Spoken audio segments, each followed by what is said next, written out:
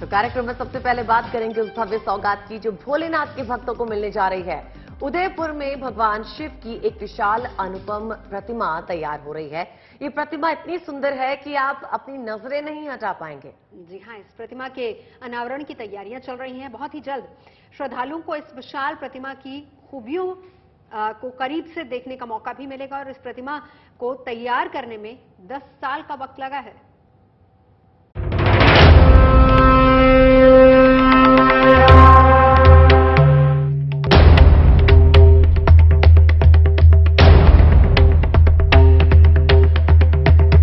आस्था की ऊंचाइयों पर विराजमान भगवान शिव।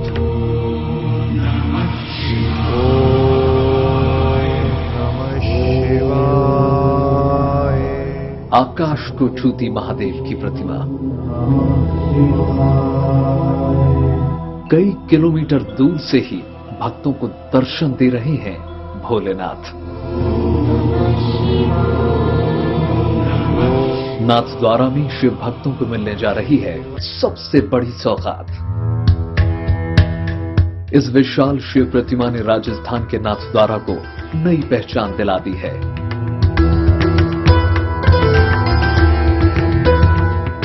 नाथद्वारा के गणेश टेकरी पर बनी ये विश्व की सबसे ऊंची विशाल शिव प्रतिमा है। बरसों तक चले काम के बाद अब भोलेनाथ की ये प्रतिमा पूरी तरीके से बनकर तैयार है। बहुत जल्द प्रतिमा का अनावरण होगा और महादेव के भक्त इस मंदिर के दर्शन कर पाएंगे। प्रतिमा के अनावरण की तैयारियों ने जोर पकड़ लिया है। इस शिव प्रतिमा की नींव अगस्त 2012 में रखी गई थी। इसकी ऊंचाई 351 फीट है और इसका वजन 3000 टन है। इसके निर्माण में 2600 टन स्टील और लोहे का इस्तेमाल हुआ है। इसमें भगवान शिव का चेहरा 70 फीट ऊंचा है, जबकि प्रतिमा का आधार 110 फीट ऊंचा है। दावा किया गया है कि 250 किलोमीटर रफ्तार से चलने वाली हवा का भी इस पर कोई असर नहीं पड़ेगा और 2500 साल तक ये प्रतिमा सुरक्षित रहेगी। इस प्रतिमा में ऐसी कई खासियत हैं जो श्रद्धालुओं को दूर दूर से नाथद्वारा खींच लाएंगी। प्रतिमा के अंदर लिफ्ट से भक्त भगवान शिव के कंधे तक की ऊंचाई तक जा सकेंगे। यहां तक पहुंचकर शिव भक्त कई किलोमीटर दूर तक का नजारा देख सकेंगे। ये प्रतिमा 16 एकड़ के कॉम्प्लेक्स में स्थापित की गई है। प्रतिमा के अंदर 280 फीट तक जाने के लिए 4 लिफ्ट्स लगी हैं। लिफ्ट से श्रद्धालु भगवान शिव के कंधे तक जाकर अरावली की पहाड़ियां देख सकेंगे। यहाँ 5-5 हजार लीटर क्षमता के 2 तालाब बनाए गए हैं, जिनके पानी से भगवान शिव का अभिषेक होगा। यहाँ 400 लोगों के बैठने के लिए हॉल बनाया गया है। हॉल में प्रोजेक्टर पर इसके निर्माण की कहानी बताई जाएगी। यहाँ फूड कोर्ट और हर्बल गार्डन भी बनाए गए हैं। इससे पहले कर्नाटक के मरुदेश्वर मंदिर में 123 फीट की शिव प्रतिमा स्थापित की गई थी, जबकि नेपाल स्थित कैलाशनाथ मंदिर में 143 फीट ऊंची प्रतिमा है। तमिलनाडु के आदि योगी मंदिर में 112 फीट ऊंची और मॉरिशस में मंगल महादेव की 108 फीट ऊंची शिव प्रतिमा है।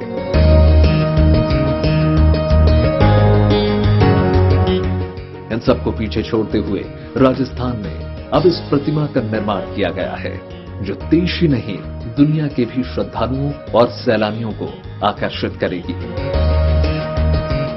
Bureau report, good news today. चलिए अब उदयपुर से रुक करते हैं उज्जैन का। गुड न्यूज बाबा महाकाल की नगरी से भी है। महाकाल का दिव्य और भव्य कॉरिडोर बनकर तैयार है। पहले चरण का काम पूरा हो गया है। 11 अक्टूबर को प्रधानमंत्री नरेंद्र मोदी इसका लोकार्पण करेंगे। और कॉरिडोर को बेहद खूबसूरत तरीके से डिजाइन भी किया गया है। दिन हो या रात इसकी सुंदरता देखते ही बनती है। कॉरिडोर से भक्तों के लिए अपनी आराध्य का दर्शन आसान तो होगा ही, साथ ही सुरक्षित भी हो जाएगा। इस कॉरिडोर का नाम महाकाल लोक रखा गया है।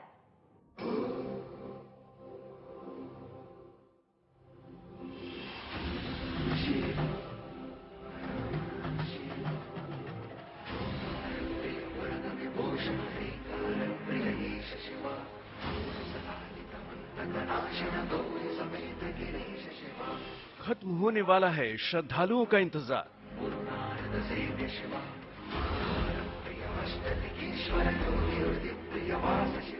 महाकाल लोक बनकर हुआ तैयार।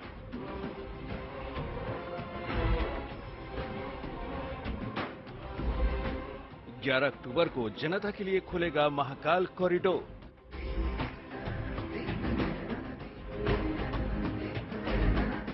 प्रधानमंत्री मोदी करेंगे लोकार्पण।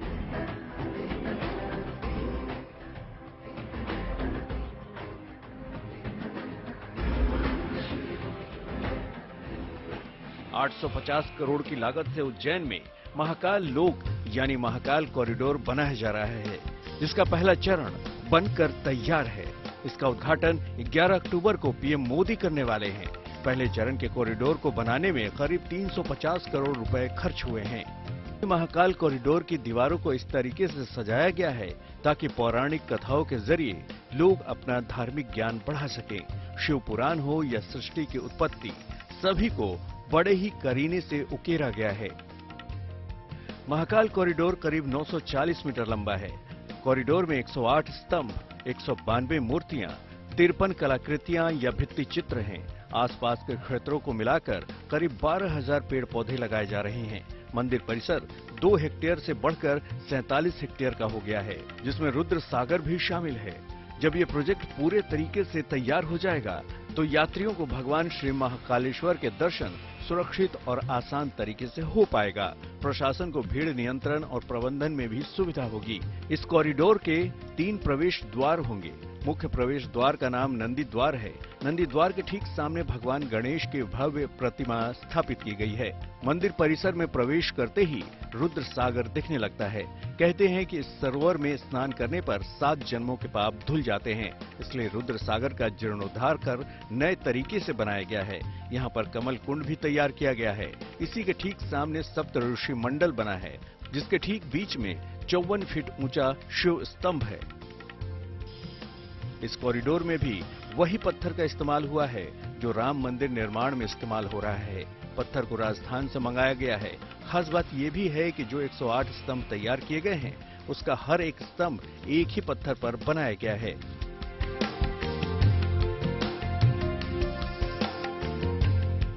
अगर परिसर में सुविधाओं की बात की जाए तो जन सुविधाओं का खास ख्याल रखा गया है।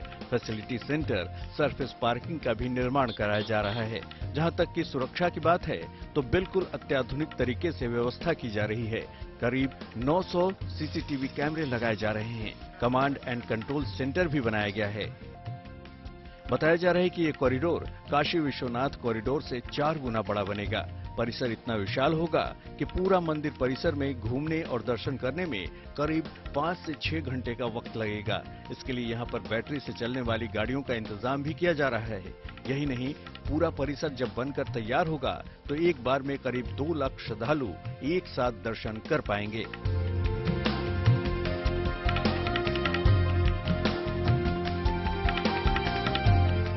Bureau report, good news today.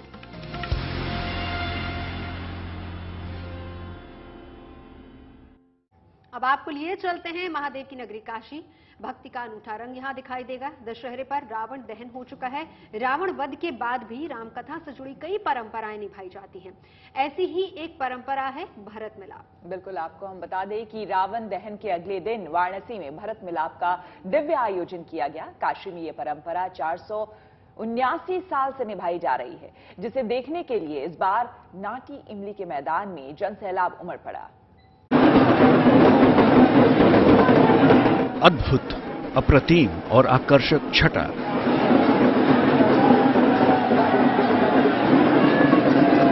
चारों तरफ फैला श्रद्धालुओं का सैलाब। बारिश भी न डिगा सकी जिनकी आस्था। वाराणसी के प्रसिद्ध नाटी इमली का भरत मिलाप देखने आस्था का सागर उमड़ पड़ा। प्रभु श्री राम, माता सीता और लक्ष्मण के पहुंचने के साथ ही उनका जयकारों के साथ भव्य स्वागत किया गया। भरत मिलाप की इतनी व्यग्रता कि भगवान श्री राम भाई लक्ष्मण के साथ दौड़ पड़े। शाम 4:40 पर जैसे ही अस्ताचलगामी सूर्य की किरणें भरत मिलाप स्थल पर पड़ती हैं, वैसे ही चारों भाइयों का मिलाप होता है। हालांकि इस बार बारिश के चलते सूर्य की किरणें नहीं आ पाई, लेकिन श्रद्धालुओं के सैलाब के बीच राम, लक्ष्मण, भरत और शत्रुघ्न के मिलन की विहंगम लीला संपन्न हुई। भरत मिलाप की इस ऐतिहासिक परंपरा की शुरुआत गोस्वामी तुलसीदास के समकालीन संत मेघा भगत ने की थी। मान्यता है कि इस भरत मिलाप में प्रभु श्री राम भक्तों को दर्शन देते हैं।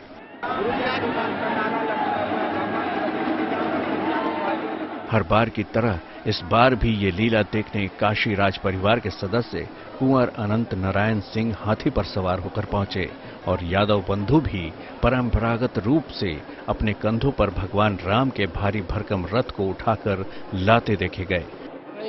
यहाँ पर भगवान राम चारों भाई लोग आते हैं और आ करके यहाँ पर मिलन होता है।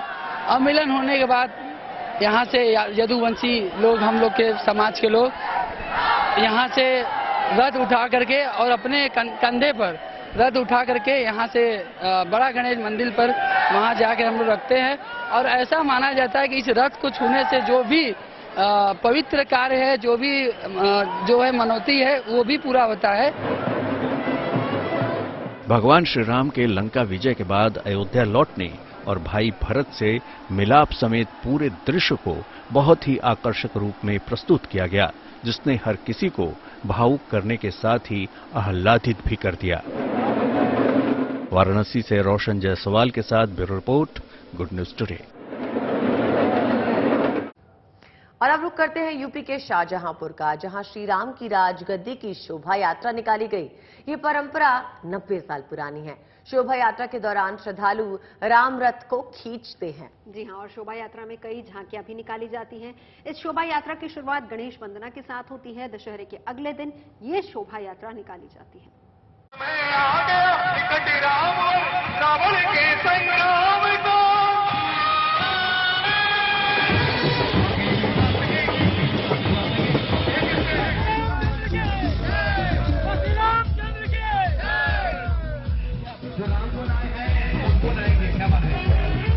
जय घोष के साथ यूपी के शाहजहांपुर में भगवान श्री राम की राजगद्दी की शोभा यात्रा निकली। बैंड बाजा और डीजे के साथ निकाली गई इस शोभा यात्रा में श्रद्धालु जमकर झूमते नाचते नजर आए।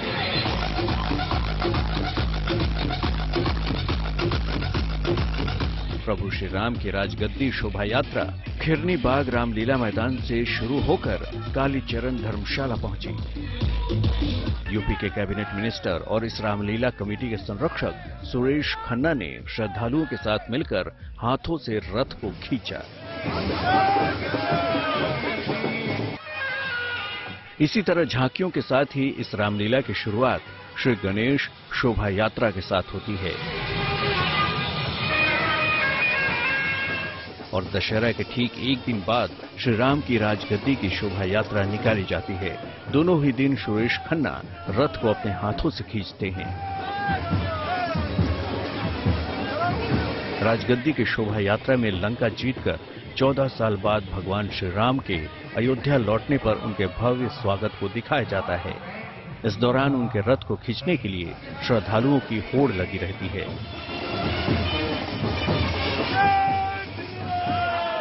शाहजहांपुर से विनय पांडे के साथ bureau report, good news today. चलिए अब बात मौसम की कर लेते हैं। दरअसल दिल्ली एनसीआर का मौसम इस समय सुहाना हो गया है। आसमान में बादल छाए हुए हैं, ठंडी हवाएं लोगों को राहत दे रही है। बारिश का मौसम बना हुआ है। बारिश के साथ साथ चाय का भी मौसम बना हुआ है। बीते दिनों हुई बारिश के कारण मौसम केवल सुहावना ही नहीं हुआ बल्कि साफ भी हो गया है और बारिश और हवाओं ने प्रदूषण को धो डाला है। दिल्ली एनसीआर में एयर क्वालिटी बहुत अच्छी हो गई है। जिस अक्टूबर में दिल्ली का दम स्मॉग से घुटने लगता है, अक्टूबर के वही दिन इतने खुशनुमा हो सकते हैं, ये विश्वास दिल्ली वालों को भी नहीं हो रहा। दिल्ली के आसमान पर बादल हैं, ठंडी ठंडी हवाएं चल रही हैं और ये मौसम दिल्ली वालों को बेहद खुशनुमा एहसास दे रहा है। आसमान में छाए बादल और तेज ठंडी हवाओं ने राजधानी दिल्ली और आसपास के इलाकों के मौसम को पूरी तरीके से बदल दिया है।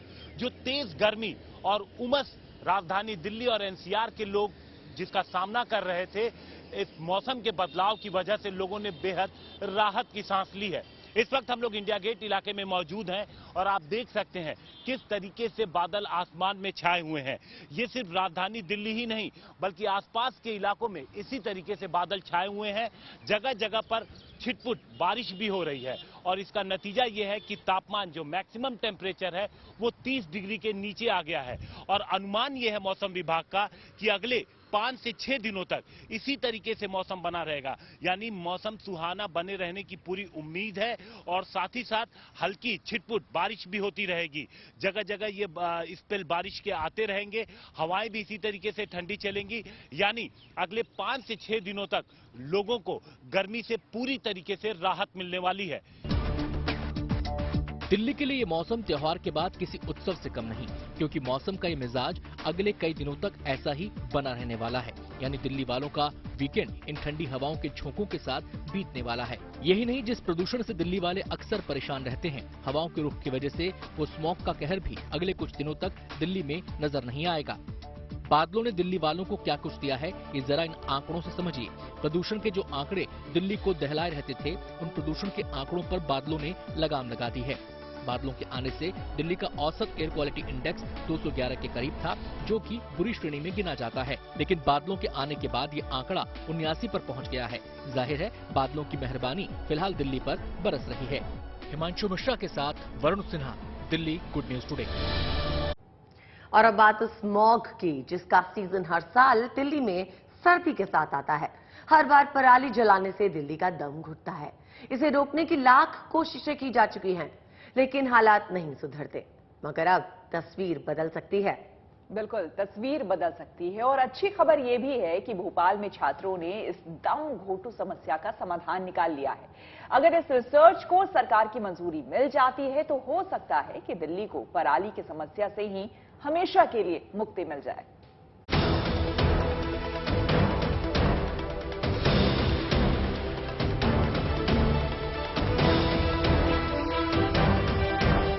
सर्दी आते ही दिल्ली एनसीआर में प्रदूषण और स्मॉग का खतरा बढ़ जाता है। इसकी बड़ी वजह होती है हरियाणा और पंजाब के खेतों में जलाए जा रहे पराली का धुआं। यह खतरनाक धुआं दिल्ली और आसपास के इलाकों के वातावरण को पूरी तरह से ढक लेता है। भोपाल के Indian institute of science education and research के 12 युवा रिसर्च साइंटिस्ट की टीम ने लैब में ऐसा फॉर्मूला तैयार किया है जिसे पराली पर डालकर कंपोस्ट तैयार कर बायोगैस और बायोप्लास्टिक बनाया जा सकता है। इस तकनीक के आने से पराली को वेस्ट नहीं बल्कि ऊर्जा के स्रोत के तौर पर देखा जाने लगेगा।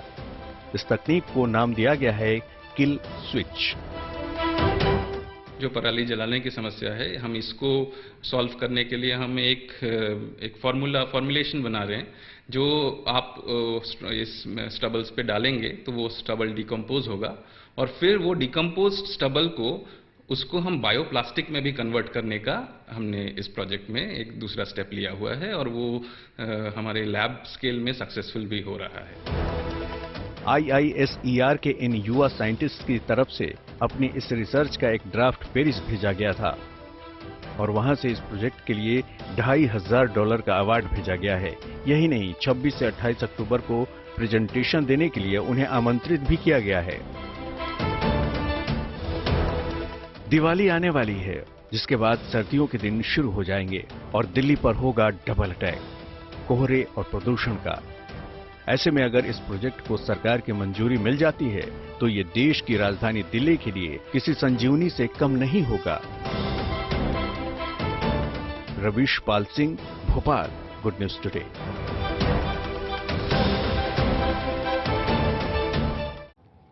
और अब बात उस महिला की जिनका अंदाज सोशल मीडिया पर वायरल हो चुका है, जिनके चर्चे सोशल मीडिया पर खूब हो रहे हैं। 7 समंदर पार यूरोप में हिंदुस्तान का डंका बजा रही है और ये महिला राजस्थान की रहने वाली है। महिला का नाम है निर्मा मीणा, लेकिन सोशल मीडिया पे इनकी पहचान ढोली मीणा के नाम से है। ये राजस्थान के दौसा से ताल्लुक रखती हैं। इनके पति भारतीय विदेश सेवा में हैं। विदेश में जाकर भी इन्होंने अपना हिंदुस्तानी अंदाज नहीं छोड़ा और ये ही अंदाज अब इनकी पहचान बन गया है।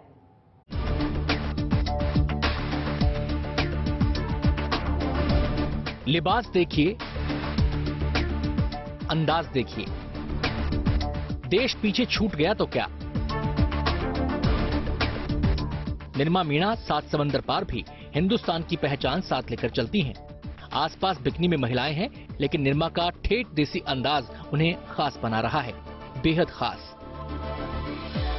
मेरे हस्बैंड इंडियन एम्बेसी में जॉब करते हैं यहाँ पे ही, और मुझे अपनी संस्कृति से बहुत प्यार है। मैं पहनती हूँ अपने कपड़े। से पहले भी हम अमेरिका में थे, मैं वहाँ पे भी लहंगा लुगड़ी पहनती थी, और हम कहीं पे भी रहे तो हमें अपनी संस्कृति नहीं भूलनी चाहिए। बस इसी अंदाज ने निर्मा मीणा को सोशल मीडिया पर स्टार बना दिया है।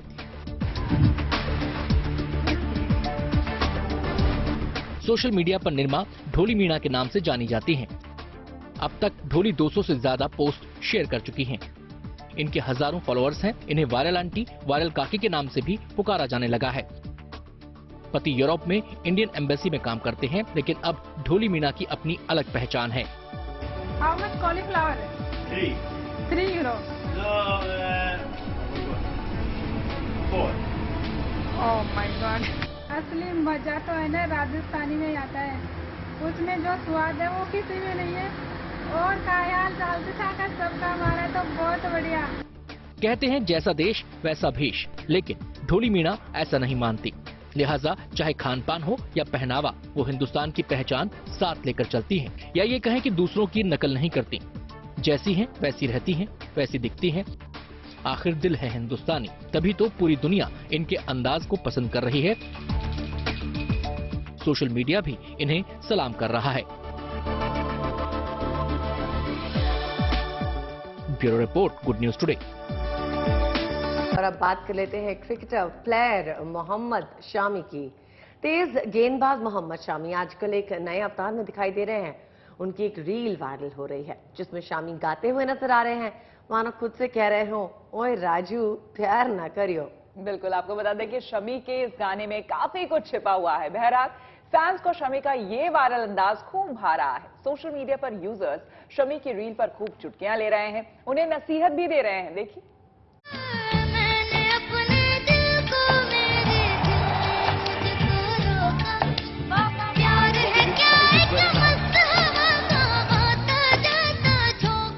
बड़े बड़े बल्लेबाजों के विकेट चटकाने वाले मोहम्मद शमी का ये अनूठा अवतार फैंस को खूब भा रहा है। फिलहाल मोहम्मद शमी वर्ल्ड T20 की स्टैंड बाय टीम में हैं। यूं तो शमी कोविड से उबर चुके हैं, लेकिन अभी NCA में फिटनेस से जूझ रहे हैं। खाली वक्त में सोशल मीडिया पर कुछ इस अंदाज में अपने हुनर को पेश करते नजर आए मोहम्मद शमी। फैंस भी राजू भाई बने शमी के वायरल अंदाज पर खूब चुटकियां ले रहे हैं। एक यूजर ने लिखा, शमी भाई वर्ल्ड कप की तैयारी कर रहे हो क्या? दूसरे यूजर ने लिखा, भाई हमारी टीम के फास्ट बॉलर हो, आप ये स्पिनरों वाला काम मत करो। इसके अलावा एक फैन ने लिखा, शमी भाई किस लाइन में जा रहे हो, जल्दी फील्ड पर आ जाओ, हम आपको मिस कर रहे हैं। जाहिर है मोहम्मद शमी स्टार परफॉर्मर है। बीसीसीआई अगले हफ्ते बुमराह के रिप्लेसमेंट का ऐलान कर सकती है। क्या मालूम किस्मत बैकडोर से ही T20 के मैदान पर जलवा बिखेरने का चांस दे दे, टूटे दिल की भड़ास निकालने का मौका दे दे। तब ये टी टॉनिक का काम करेगी राजू भाई, माफ कीजिएगा शमी भाई। Bureau report, good news today.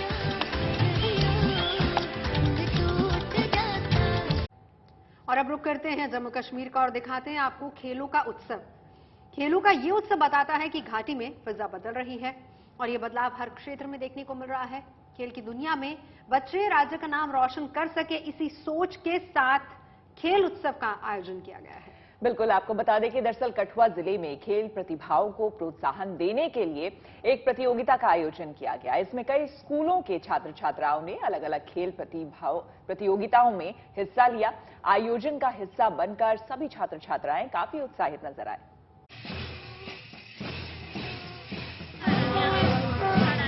Band बाजे के साथ कठुआ में शुरू हुई खेल प्रतियोगिता।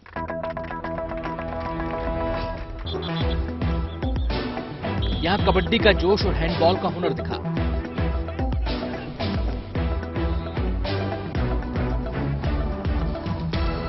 हॉकी और स्केटिंग के टैलेंट ने दर्शकों का दिल जीत लिया। जम्मू कश्मीर के कठुआ में ये कोशिश है छात्रों के खेल के हुनर को निखारने की। जिला प्रशासन ने आसपास के कई स्कूलों के छात्रों की यहां प्रतियोगिता कराई।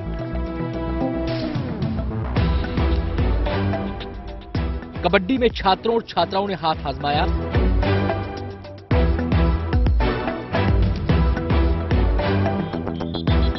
स्केटिंग के साथ हैंडबॉल के हुनर ने साबित कर दिया कि जम्मू कश्मीर के छात्रों में टैलेंट की कोई कमी नहीं।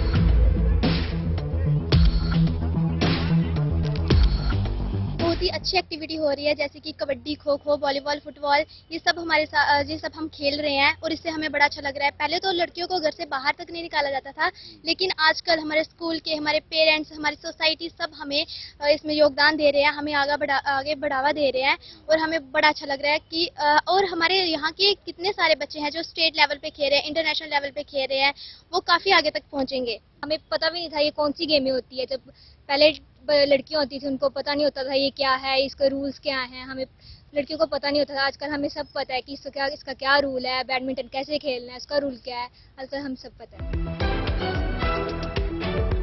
यहां हॉकी का मैच भी कराया गया। छात्रों की हौसला अफजाई के लिए खुद जिला प्रशासन के अधिकारी यहां मौजूद थे। इस खेल प्रतियोगिता में स्थानीय प्रतिभाओं को पहचानने का मौका भी मिला। इस प्रतियोगिता में शामिल होना छात्रों और छात्राओं के लिए बेहतरीन अनुभव था। जो हमारे टीचर्स हैं वो तो ज़्यादा सपोर्ट कर रहे हैं कि बच्चे खेलें, गर्ल्स ज़्यादातर आगे जाएं। यहाँ तक कि हमारी जो गर्ल्स है वो स्टेट लेवल, नेशनल लेवल तक भी खेल के आई हैं और हमें बहुत अच्छा लग रहा है कि हम भी खेलें, हम भी वहाँ तक पहुँचे। इस खेल प्रतियोगिता से उत्साहित छात्रों को उम्मीद है कि अगर उन्हें इसी तरह प्रोत्साहन मिला तो आगे चलकर वो पूरी दुनिया में हिंदुस्तान का नाम रोशन करेंगे। Bureau report, good news today. और अब एक गुड न्यूज उन लोगों के लिए जो हवाई सफर में अपने पालतू जानवरों को अपने साथ रखना चाहते हैं। अब तक ये एक पेचीदा काम था, लेकिन अच्छी खबर ये है कि अब ये मुमकिन होने जा रहा है। दरअसल देश की नई घरेलू एयरलाइन अकासा एयर ने भी अब यात्रियों को हवाई सफर के दौरान अपने साथ पालतू कुत्तों और बिल्लियों को ले जाने की इजाजत देने का फैसला किया है। देखिए पूरी स्टोरी। देश की नई घरेलू एयरलाइन अकासा एयर ने अपने मुसाफिरों को गुड न्यूज दी है। अकासा एयर ने अब यात्रियों को अपने कुत्ते, बिल्ली जैसे पालतू जानवरों को ले जाने की इजाजत देने का फैसला किया है। पालतू जानवरों को साथ ले जाने के लिए मुसाफिरों को अलग से टिकट बुक कराना होगा। ये सुविधा 1 नवंबर से मिलेगी। हालांकि इसके लिए टिकटों की बुकिंग 15 अक्टूबर से शुरू हो जाएगी। We will now allow pets on board on Akasa flights. That's again our commitment to create an inclusive travel experience. Passengers can travel with pets in cabin as well as take them on in the cargo compartment. To start with, domesticated dogs and cats will be allowed on all our Akasa flights, and bookings for this service starts 15th of October. And pets can be carried on board effective 1st of November. Airline के मुताबिक विमान के cabin में 7 kilogram तक के पालतू जानवरों को ले जाने की अनुमति होगी। विमानों में अपने पालतू जानवरों के साथ सफर की सुविधा नई नहीं है। Air India, Vistara, spice jet पहले से ही अपने यात्रियों को ये सुविधा दे रहे हैं, लेकिन एयरलाइंस ने इसके लिए कई शर्तें लगा रखी हैं। इस मामले में हर एयरलाइन के अपने नियम हैं। इसके लिए जानवरों के टिकट बुक कराने पड़ते हैं, उनको बैग या पिंजरे में रखना पड़ता है, साथ ही उनके मुंह पर जाली लगाकर रखना पड़ता है। सभी एयरलाइंस केबिन में पालतू जानवर ले जाने की इजाजत नहीं देती। कुछ एयरलाइंस में उन्हें कार्गो के जरिए भेजना पड़ता है। उनके रेबीज टीकाकरण और स्वस्थ होने का सर्टिफिकेट भी साथ होना चाहिए। यात्रियों को अपने पालतू जानवरों की जिम्मेदारी खुद लेनी पड़ती है और उन्हें इस मामले में तय सरकारी नियमों का पालन करना पड़ता है। हर उड़ान में अधिकतम 2 पालतू जानवरों को ले जाने की इजाजत होती है। लंदन होकर जा रहे विमानों में पालतू पशुओं को ले जाने की इजाजत नहीं है। पश्चिम एशिया के देशों में यात्री अपने पालतू पंछी साथ लेकर सफर नहीं कर सकते। इंडिगो और एयर एशिया केवल ऐसे लोगों को गाइड डॉग साथ ले जाने की अनुमति देते हैं जिन्हें दिखाई नहीं देता। बहरहाल अब अकासा एयर ने भी यात्रियों को अपने पालतू प्राणियों को साथ ले जाने की छूट देने का फैसला किया है, तो इससे बहुत से लोगों को सुविधा होगी। उन्हें अपने प्यारे पेट्स को घर या किसी और के सहारे कहीं छोड़कर सफर पर नहीं जाना होगा, बशर्ते वो एयरलाइन के नियमों का पालन करें। Bureau report, good news today. Good news tech प्रेमियों के लिए गूगल पिक्सल 7 सीरीज को न्यूयॉर्क में मेड बाय गूगल इवेंट में लॉन्च कर दिया गया। कंपनी के लेटेस्ट स्मार्टफोन्स कई खूबियों से लैस हैं। जी हां, गूगल ने इन स्मार्टफोन्स को भारत में भी लॉन्च किया है। इसके अलावा पहली बार गूगल वॉच और दूसरे प्रोडक्ट्स को भी इस इवेंट में पेश किया गया। Pixel 7 Pro is Google's most powerful phone. It brings serious performance and an upgraded telephoto lens with the highest quality zoom on a smartphone. Mobile phone और गैजेट्स की दुनिया में एक बार फिर गूगल ने धमाकेदार तरीके से अपनी मौजूदगी दर्ज कराई है। गूगल ने अब अपने फ्लैगशिप फोन पिक्सल के 2 नए मॉडल लॉन्च कर दिए हैं। पिक्सल 7 और पिक्सल 7 प्रो गूगल की ये नए मोबाइल फोन हैं जो एप्पल के आईफोन को टक्कर देने वाले माने जा रहे हैं। आपको बताते हैं कि इनमें क्या खासियत है। पिक्सल 7 6.3 इंच डिस्प्ले वाला फोन है, जबकि पिक्सल 7 प्रो में 6.7 इंच डिस्प्ले है। दोनों ही फोन में बेजल छोटे हैं, जबकि ब्राइटनेस 25% अधिक है। कंपनी का दावा है कि इन फोन की बैटरी दमदार है, ये 72 घंटे तक चल सकती है। खास बात यह भी है कि इनमें गेमिंग और स्क्रॉलिंग में बैटरी की खपत कम होगी। दोनों ही फोन में कैमरे भी दमदार हैं। दोनों फोन के कैमरे उन्नत टेलीफोटो लेंस और उच्च क्वालिटी जूम से लैस हैं। पिक्सल 7 प्रो में ट्रिपल रियर कैमरा सिस्टम है।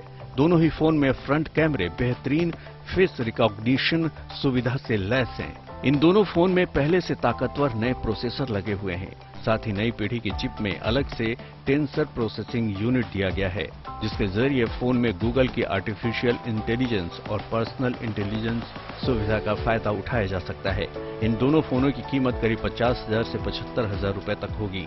दुनिया के 17 देशों में इनकी बिक्री 13 अक्टूबर से शुरू हो जाएगी। मोबाइल फोन के मार्केट में गूगल अपनी पकड़ मजबूत करने में किस तरह लगा हुआ है, इसका पता इसी बात से चलता है कि इस साल शुरुआती 6 महीने में ही कंपनी ने 30 लाख फोन बेचे। ये आंकड़ा पिछले साल के मुकाबले 131% अधिक है। We want people to give Pixel a try. So, while phones in this tier typically start at $799, we're starting the price at just $599. The Pixel 7 Pro starts at $899, much lower than other flagship devices.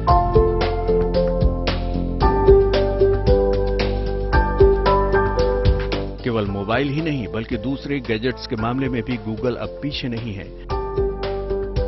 इस बार company ने पहली बार smart watch launch किए हैं जो Apple watch को टक्कर दे सकते हैं।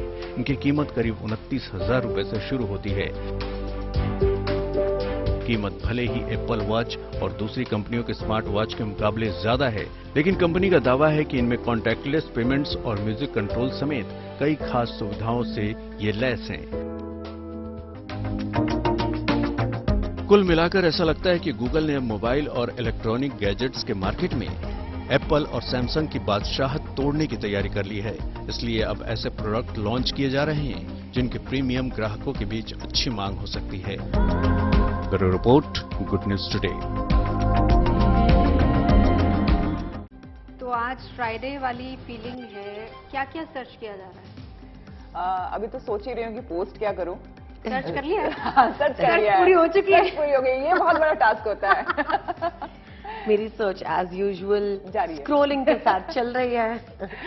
चलिए देखते हैं क्या है खास आज इंस्टाग्राम पर।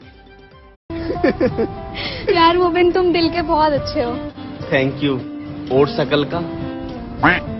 तुम दिल के बहुत अच्छे हो।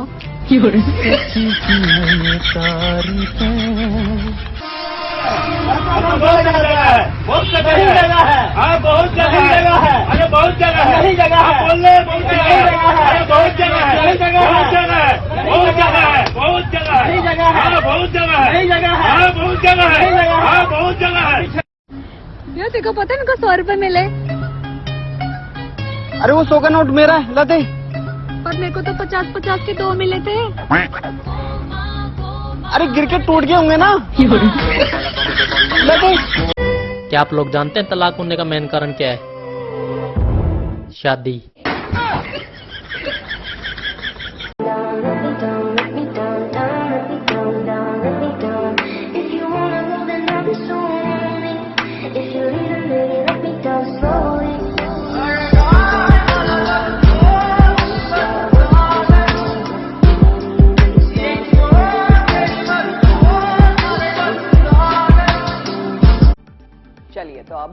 की चर्चा पे हम आखिरी पड़ाव पर आ चुके हैं, जहां पर हमें आपको कहना होता है बाय बाय। जी हाँ, और वीकेंड है, लिहाजा ये ब्रेक 2 दिन का होगा। अब सीधे आपसे मुलाकात करेंगे सोमवार को। देखिए, मौसम भी सुहावना है। उम्मीद हम यही करते हैं कि आपका वीकेंड बहुत अच्छा गुजरे। सोमवार 4 बजे गुड न्यूज टुडे पर चाय पर चर्चा में मिलते हैं।